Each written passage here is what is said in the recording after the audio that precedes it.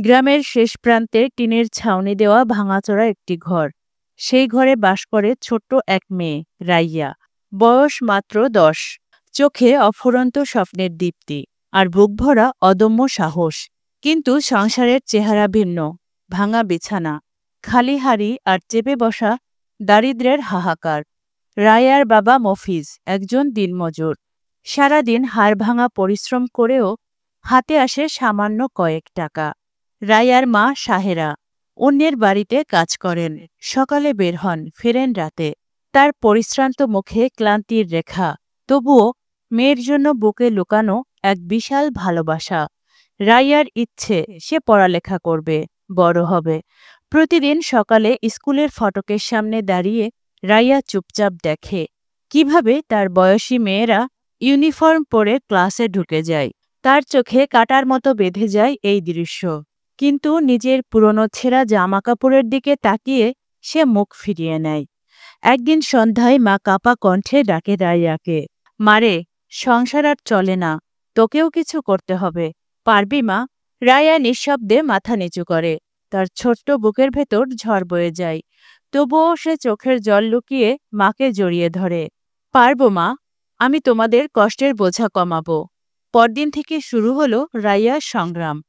মানুষের বাসায় বাসায় কাজ করা, থালা বাসন মাজা, কাপড় ধোয়া, বাচ্চা সামলানো, সব করে ছোট্ট হাতে। দিন শেষে ক্লান্ত শরীরে গাছের নিচে বসে সে ছেঁড়া বইয়ের পাতায় হাত বুলিয়ে স্বপ্ন আঁকে। একদিন রাইয়ার গল্প কানে যায় গ্রামের স্কুলের শিক্ষক রশিদ মাস্টারের। তিনি ডেকে পাঠান রাইয়াকে। রাইয়া ভয়ে ভয়ে দাঁড়ায় তার সামনে, মাটির দিকে তাকিয়ে থাকে। পড়তে চাস মা? রাইয়া মাথা তুলে চায়, চোল শক্ত করে বলে, আমি পড়তে চাই স্যার, কিন্তু আমার কাছে টিউশন ফি নেই। রশিদ মাস্টার মৃদু হেসে মাথায় হাত রাখেন। টাকার দরকার নেই, দরকার শুধু মন আর সাহস। আমি তোকে পড়াবো। সেই দিন থেকে শুরু হলো রাইয়ার নতুন যুদ্ধ। দিনে কাজ, রাতে পড়াশোনা, ক্লান্তি, অবহেলা, কষ্ট, কোনো কিছুই তাকে থামাতে পারল না। বছর ঘুরল, পরিশ্রমের ফল এলো।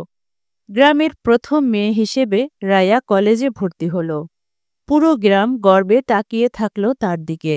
রায়ার চোখে তখনও স্বপ্নের দীপ্তি, কিন্তু এবার তা আরও বড়, আরও সাহসী। কলেজ শেষে শুরু হলো নতুন লড়াই। মেডিকেল ভর্তি পরীক্ষা, রাতের পর রাত না ঘুমিয়ে পড়া, অনেকবার হোঁচট খাওয়া, অনেক কান্না, কিন্তু রায়া থামেনি। একদিন মেডিকেল ভর্তি পরীক্ষার ফল প্রকাশিত হলো। রায়া হাতে চিঠি নিয়ে কাঁপতে কাঁপতে মায়ের কাছে ছুটে এলো। মা, আমি ডাক্তার হব। মা, আমি ডাক্তার হচ্ছি মা। মায়ের চোখ থেকেও অশ্রুধারা ঝরল। সেই কান্নায় ছিল কষ্টের বিদায় আর আশার উজ্জ্বল আলো। এরপর রাইয়া মেডিকেল কলেজে ভর্তি হল। সাদা অ্যাপ্রন পরে, গলায় স্টেথোস্কোপ ঝুলিয়ে ক্লাসে ঢুকল। একদিন যে মেয়ে স্কুলের ফটকের বাইরে দাঁড়িয়ে দেখত, আজ সে নিজেই চিকিৎসা শিখছে। কঠোর পরিশ্রমের পর মেডিকেল পড়াশোনা শেষ হল। ডিগ্রি হাতে পেল রাইয়া। আজ সে ডক্টর রাইয়া মফিজ। কিন্তু রাইয়া বদলায়নি, সে ভোলেনি তার অতীত। ডাক্তার হওয়ার পর সে নিজের গ্রামে ফিরে এলো। একটি ছোট্ট ক্লিনিক খুলল, ডক্টর রাইয়া মফিজ ক্লিনিক। সেখানে গরিব মানুষদের চিকিৎসা দেয় বিনামূল্যে।